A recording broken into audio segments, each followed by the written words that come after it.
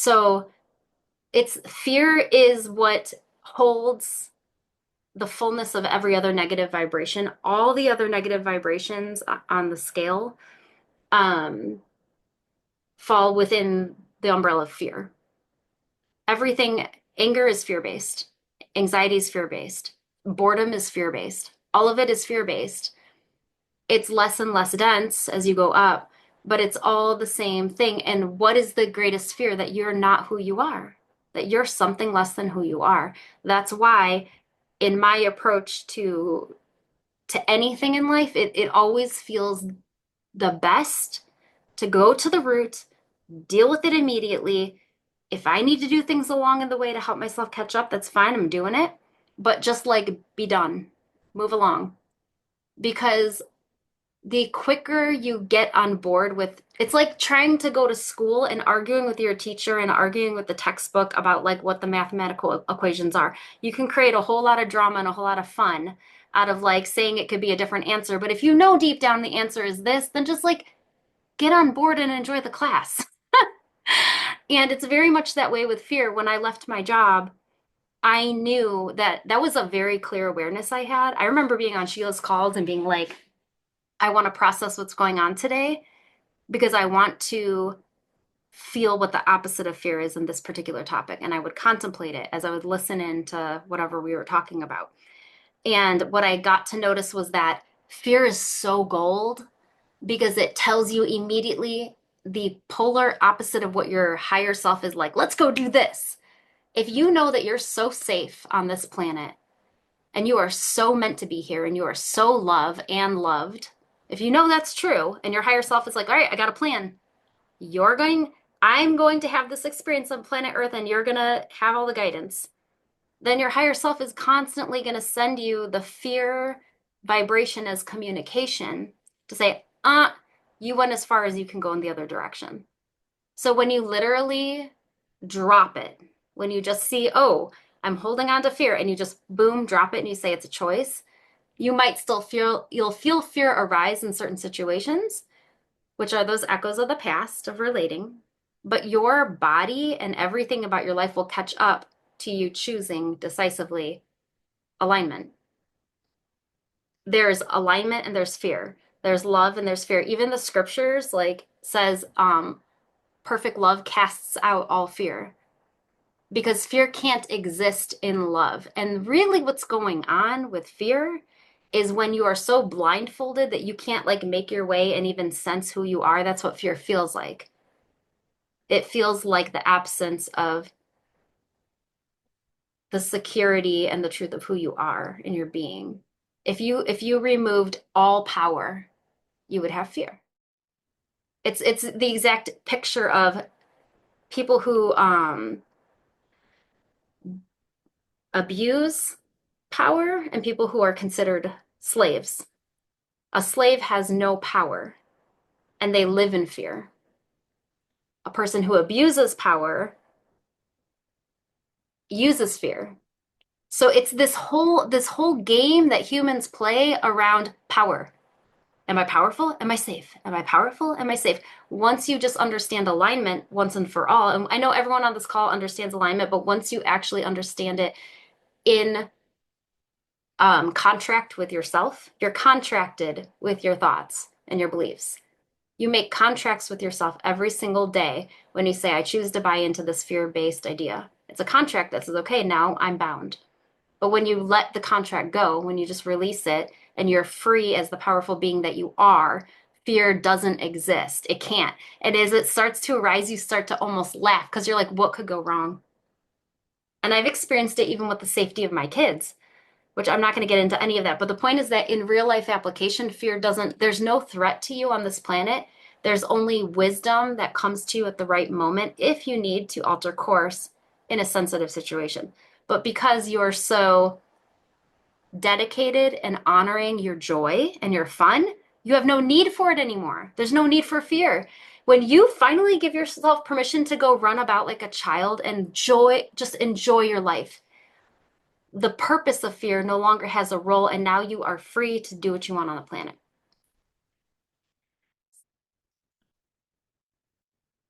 Yeah. Oh, I love that you brought in the control aspect because that is the action that is born from fear. Hmm. And how beautiful is that? And yeah, like at every point into the game, let's acknowledge how absolutely perfect where we are in our growth and evolution. Like we're naturally fear-based creatures because of what the course of developing as a human. And it is absolutely been it's very, very important to respect everything we experience. Yeah. Um, and to respect even more so, not more so, but equally respect the experiences of other people. Like we don't go around thinking that anybody should have any ideas about fear. This is just us processing our own paths and like, oh, what might I be ready? Like, and yet, and and also, um, it's just so fascinating how we have so much evidence contrary as well that I mean, you could really, really get serious about your homework and you could witness the miraculous lives that many human beings on this planet live because they make no fear-based decisions. Where it's just the right thing at the right time, miracle after miracle, or something could have been going on, they weren't even aware of it, but somehow their little, sphere of life on this planet was just theirs. And your life is your own. So not only do you respect your beliefs and where you are and everything that naturally arises, because it's the same thing as saying respecting yourself, but also it's really, really powerful. We're living in a time right now where we can ask ourselves big questions and be ready for things we didn't know we were ready for simply based on a decision. That's where we're at. And it's very, very exciting to, because for me, that's what symbolizes integrity is when you can get real enough with yourself and honest and like wide. Like look at the whole panorama of everything that's possible that you can perceive. Look at all that's on the table and ask yourself very genuinely, what does it feel like I'm here for? Maybe I'm not ready in this moment to give up fear as like just a decision. But nothing in my life has ever just come out of the blue. Everything has been warming up to something.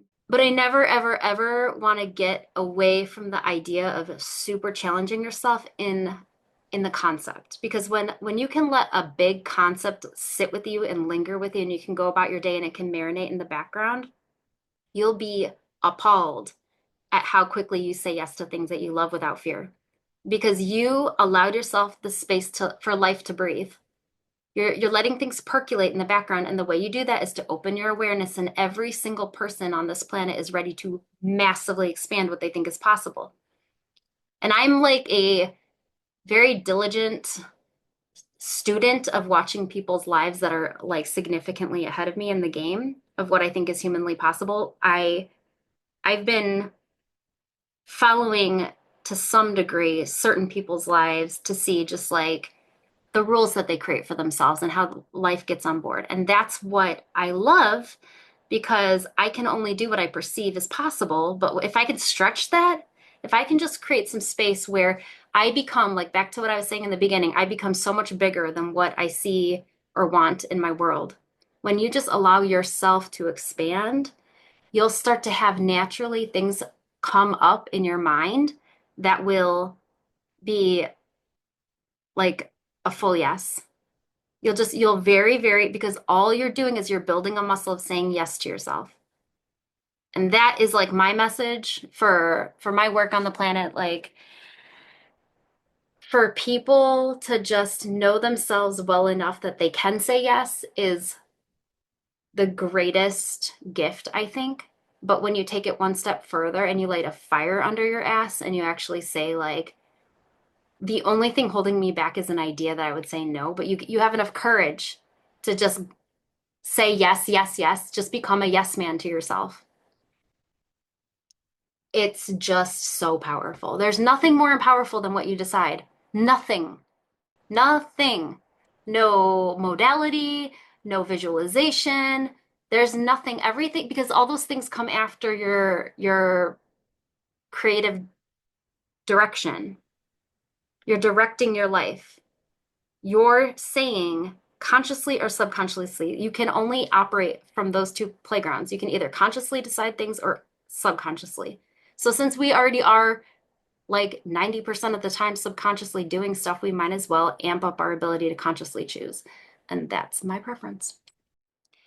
There's going to be lots of things in life where there's lots of motives or feelings around a decision. That's normal. It's not a big deal. I would it I would personally recommend that you practice your decision making on things that feel fully clear and not worry about it. If it's not clear, it's not meant to be clear yet. If it means a lot to you, you can explore it. But I would just pass over the things that don't feel like a full on yes, just let them go.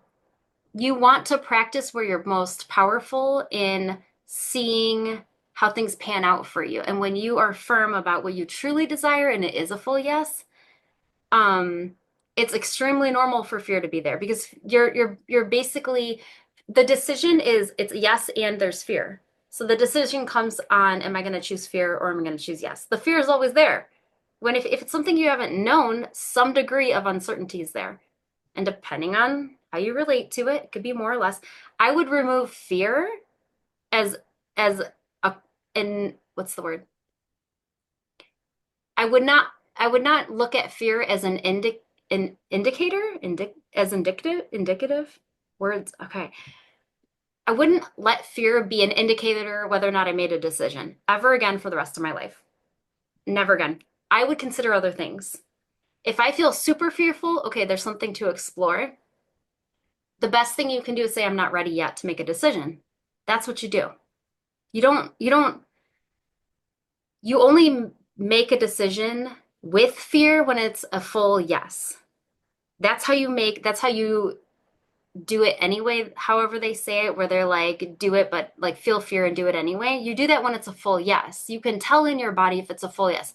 If you had the opportunity to go on a trip and it was like all you ever wanted, and you knew that going there would just open your life up and there'd be a lot of uncomfortable things around it, but it was like, I know that at some point this is like a bucket list thing.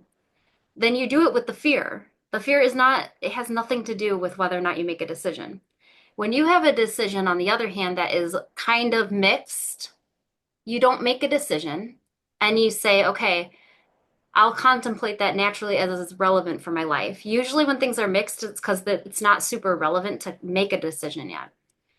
But the more you practice and exercise your muscle of doing things in love and letting fear be there, but also go, the more you're going to very, very, very quickly know the powerful result of you making that decision. And you can't create a lifestyle of choosing yourself until you get used to making decisions with fear there. You have to do it that way. So the only things you consider in that approach are things that are a full yes. And if something's a full yes and fear arises, be like, yeah, of course. Because I haven't made that decision yet, so I don't know what's on the other side. Like that trip that you took to Florida, you really wanted to go. And the more you talked about it, the more you got like, do I really want to go? Like talking about it didn't serve you. Making a decision to go served you. There were things all around it. Sure, you're a human having an experience, but like you made the decision with the feelings of like, I'm uncomfortable, but also I really want to do this for myself. Because if I don't go, it's one more thing that I just didn't do, right? So, whatever, I'm not trying to like know exactly how you were in that decision, but I remember when you went. I remember when you made the decision to go. I remember how you felt when you were there. It was a good thing. You didn't lose anything by creating that experience. You gained so much. So, whenever you feel fear arise, one of the most powerful ways are with your ideas.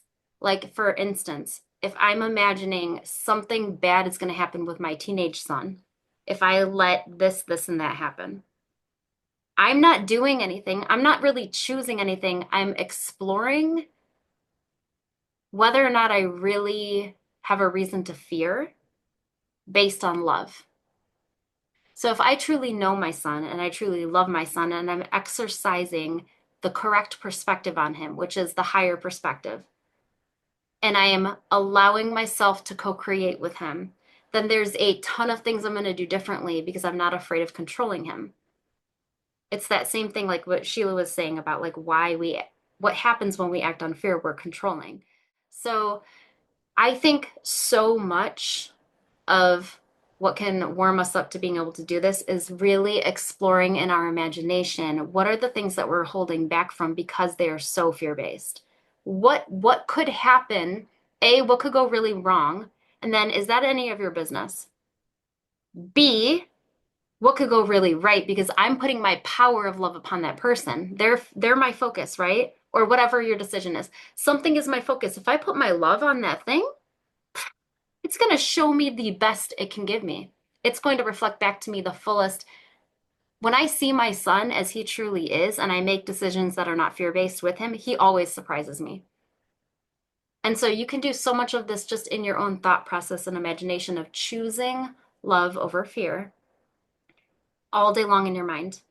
And then when something comes, as it will, that's a full yes, you just, you, that's how you do your deadlifts. You start pumping, right? You got to pump those muscles. You're never going to feel the strength of being able to lift something so much more mighty. You're never going to feel what you're capable of if you don't exercise your decision. I really feel like it's at the core of what is the final little bit that keeps us from just living our bliss. It's that little final cherry on the top that says, maybe no, maybe not, and then like just noticing how we get to explore these things in our life, how much is going to change, how much will change in a week, how much will change in a month when we just agree that we really are ready for what's coming up next. So we're all doing amazing. So amazing. And I want everyone to feel, to whatever degree feels natural and really good, I want everyone to feel how incredibly important your life is, that you're on this planet being who you are, and that you have like hundreds upon hundreds of opportunities a day to decide something. And every time you decide something based on love, you are creating a new world for yourself and for everybody else. And it's a seriously dope, I'm saying that word a lot today, contribution to the collective, to this planet, for you to decide yes to the things that are born of love and have nothing to do with fear. So I send you all off with the blessings and good tidings of decision making that feels so, so in honor of your beautiful heart. Like you're a heart-based person. Go feel that insane love for yourself and sprinkle it wherever you want to, and go show other people how they have no reason to fear themselves. The most immediate people in your life are subconsciously calling from you an example of what is possible for them. And you're a gift in that way. What a beautiful gift. We're doing it, you guys. So I love you all so much.